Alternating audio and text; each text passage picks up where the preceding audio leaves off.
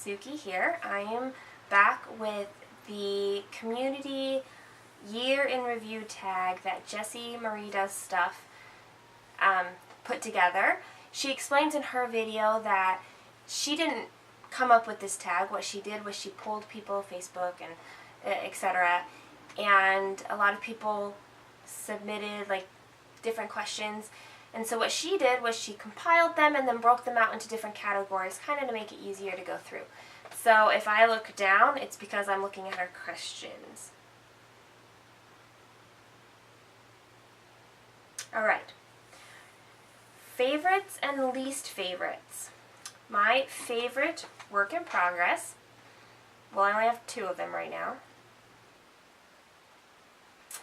I'm going to have to say it's Passion Flower Angel, because it's got much more of a picture than Frodo and Galadriel does. But I think that if I had more finished on Frodo and Galadriel, like maybe a couple pages, I think that one would be my favorite work in progress. My favorite finish is going to have to be my unicorn, Once Upon a Time. My favorite FFO, well, I only had one FFO in 2016, and that was the birthday card for my daughter. So there you go. Easy to have a favorite. Favorite new start. Okay, that one's going to have to be Frodo and Galadriel.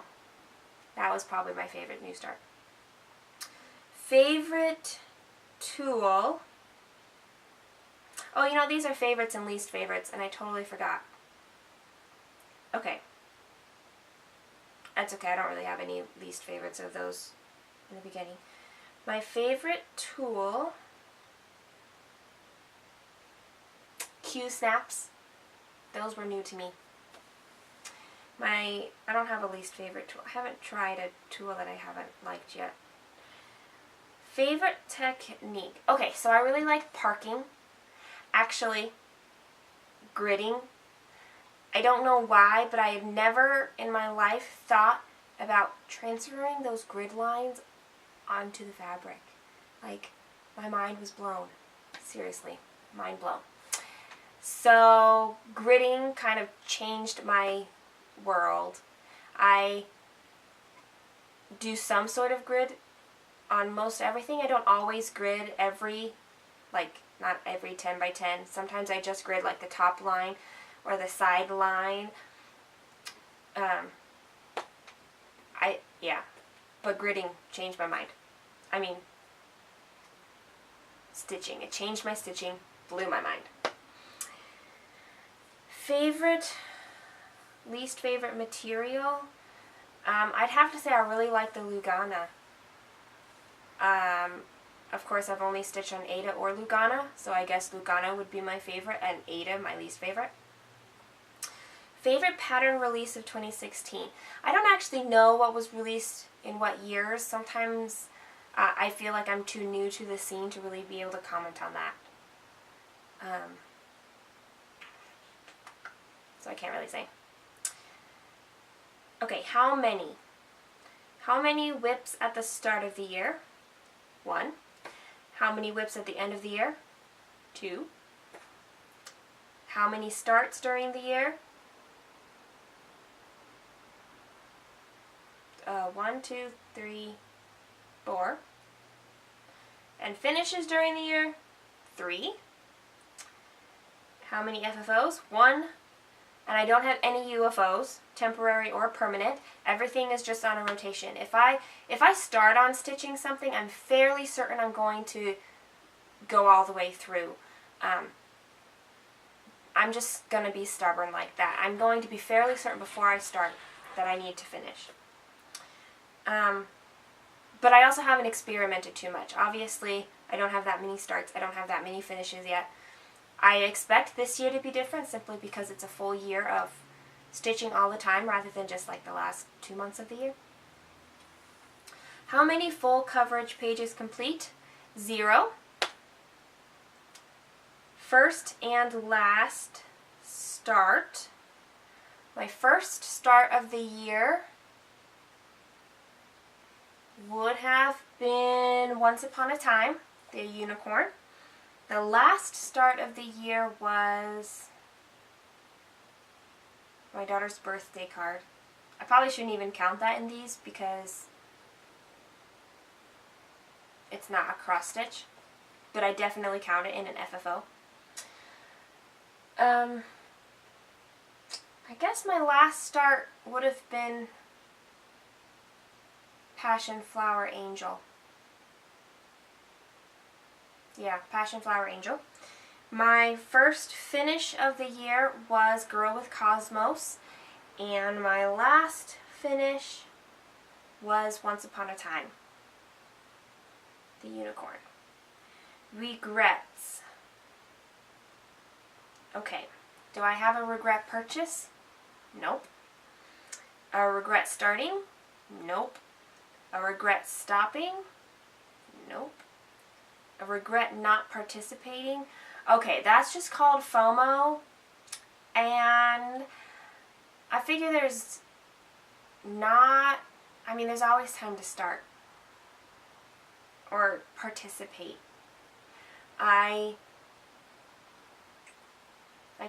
It may just be later, but no, there hasn't really been. I'm still very new to events. I am participating in my first event, well, 2 stitch-alongs and a challenge for Heaven and Earth design, but I haven't really started other things yet. So not too many regrets there. New or new to you tool. Okay. Parking, gridding, Q-snaps. Those were all new to me. Oh, I guess technique. That's where parking comes in. So, new technique, parking. New designer. I feel like everybody's new. I haven't... dimensions kits were new to me, and that's something I actually did in 2016. New fabric, Lugana.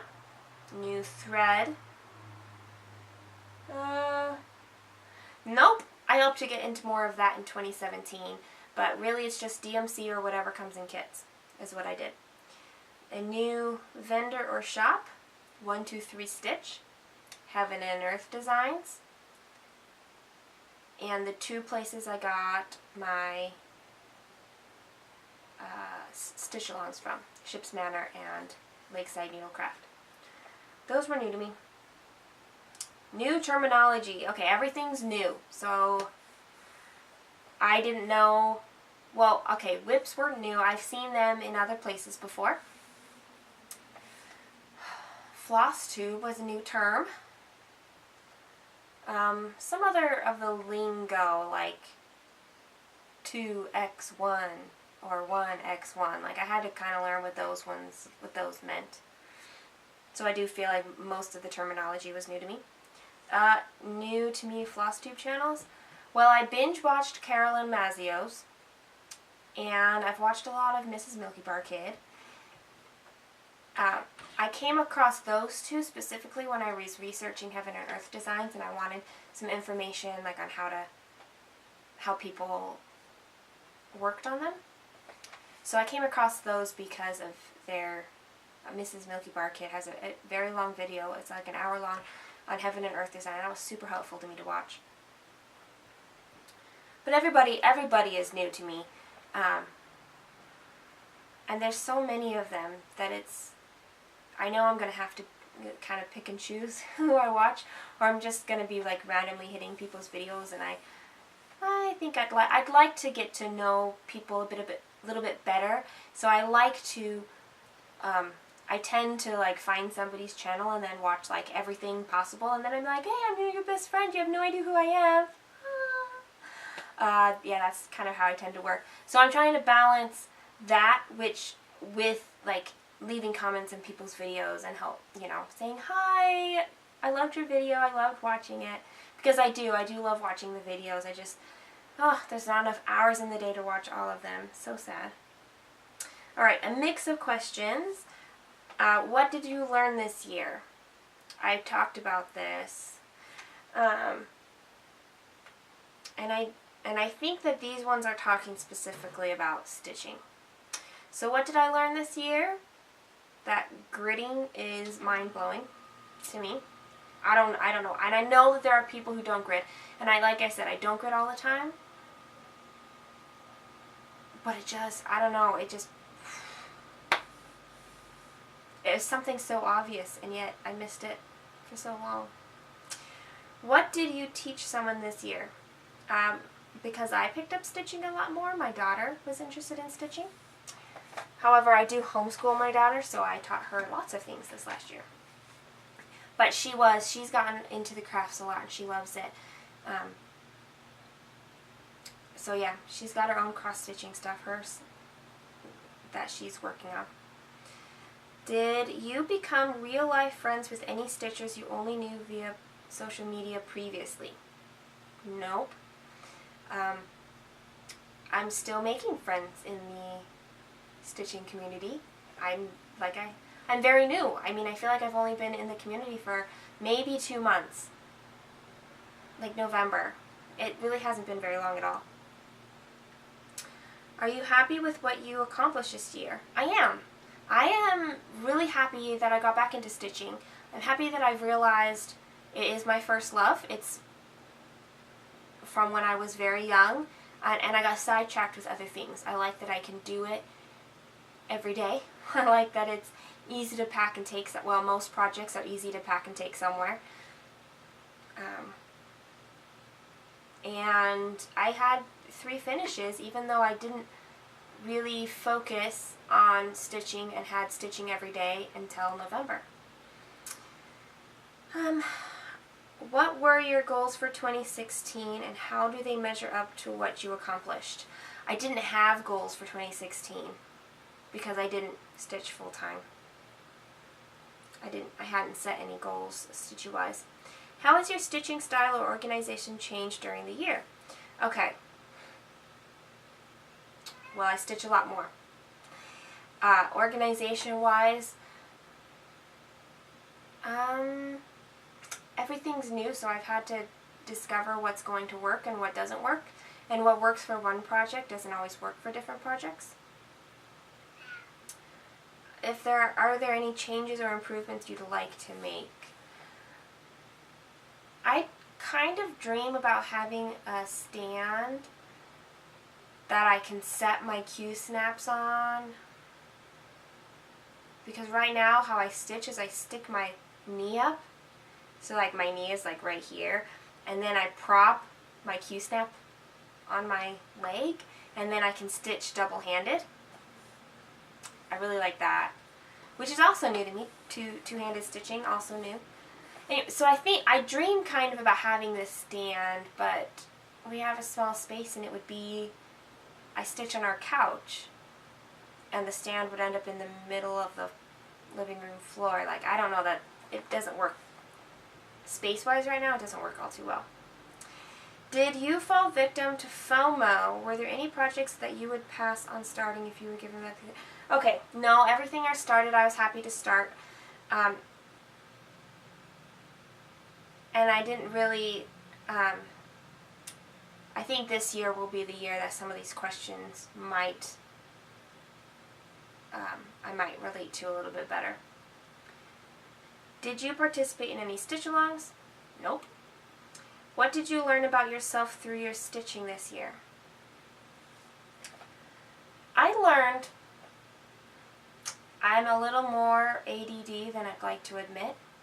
It kind of runs in my family, and I have found better focus throughout my life when I'm stitching. I don't know how that works. My brain really loves stitching. I love puzzles, but puzzles take up a lot of space and I can't easily put them away, which is why I really love stitching instead. But my brain reacts the same to cross-stitching as it does to puzzles.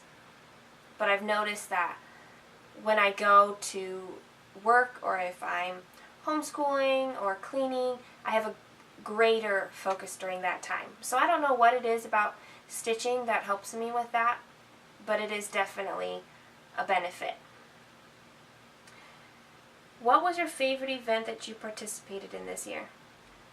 I didn't participate in any.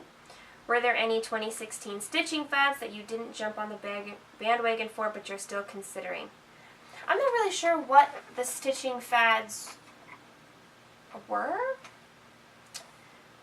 Like I see Death by Cross Stitch go around a lot, and I don't know if that's new or if it's just been around. And by the way, no, I don't think I would be able to stitch Death by Cross Stitch, because even though there's lots of teeny tiny little motifs and those are always changing, it's just one color. And if there's something else that I've learned about myself, it's that I love stitching in color, and I'm not sure that I could handle small amounts of color, like 1 or 3. I think that would bore me to tears. I don't think I'd be able to do it. Beautiful finished pieces, I don't think I could stitch them. So yeah, I know this whole video consists of me saying I didn't do that, I'm too new, and I just don't know enough. 2017. What project are you most looking forward to starting? Treasure Hunt Bookshelf, my Heaven and Earth design, supersize, max color. What project are you most looking forward to finishing?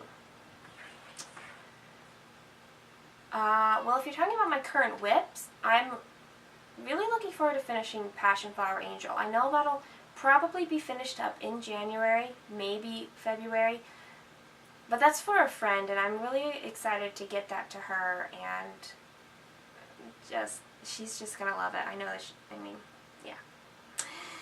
Do you intend to be more determined or laid back in your stitching in the coming year? I think more determined, simply because it's a full year rather than just the last 2 months. I love stitching. What event are you most looking forward to participating in? So I actually kind of like in Stitch Mania on Facebook. They have a lot of different events, and one of the events I saw is on the 17th of the month, of every month, you have a new start. So a new start on the 17th of every month. And that one sounds very intriguing. Stitch Mania, I know they started with doing a new start every day of the month of May. I will actually be I will not be stitching a lot in May, or at least in the beginning part of May, but I like this start one every month. So I'm toying with that idea. What event are you most looking oh, I just read that one. What are your stitchy resolutions for next year?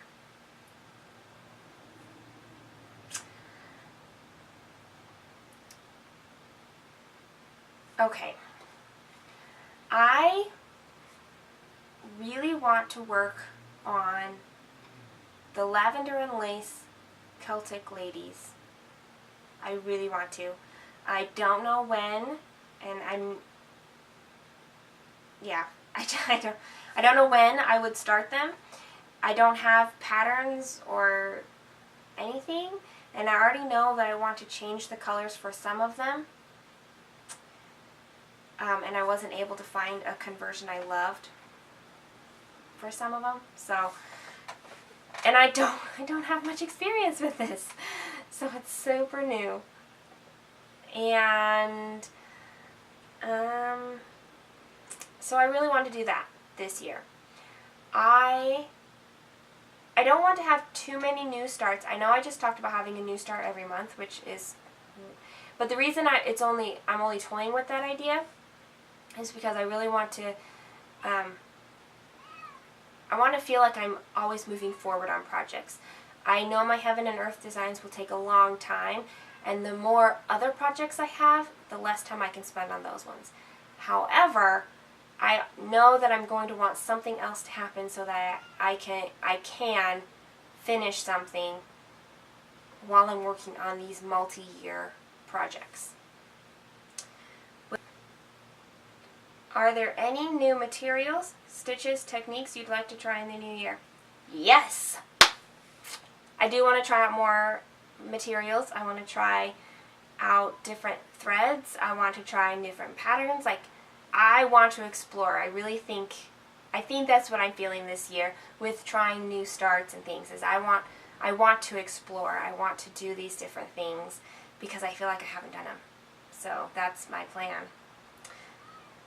Non-stitchy questions. What was the best thing that happened to you this year, and what are your resolutions for next year? Okay, so one of the best things that happened to me in 2016 was that, okay, so I live in an apartment, but I also work out of my home, and my business involves me maintaining inventory that takes up a lot of space. And previously it was in my living room, it was in my dining room, it was in the closet, it was all over the place. It was taking a lot of time to work with it, and it was taking up a lot of headspace. So we changed a lot of stuff around in our apartment and put it all in the second bedroom, and it has changed my world. That was one of the best things that happened to me in 2016. In my resolutions for this next year, I have a word. It's to be, well, it's not really a word, more of a, I don't know, adventurous. I want to do things that take me out of my comfort zone, which is really narrow. They don't have a very big comfort zone, so it won't take me far to go out. I want to do more things outside of my home. I want to, it's our 10th anniversary in 2017, and we are planning a overseas trip. It's my first one. Super excited about that one. And yeah, I guess there's side things related to that. I mean, I want to continue to be healthy, lose, some stubborn pounds. I just want to feel more energetic. I want to smile more. I want to laugh more. Yeah, it's my 2017. So if you watched this whole thing, thank you so much. I really appreciate it, and I will be watching more YouTube videos of Flosstube coming up. Talk to you later. Bye!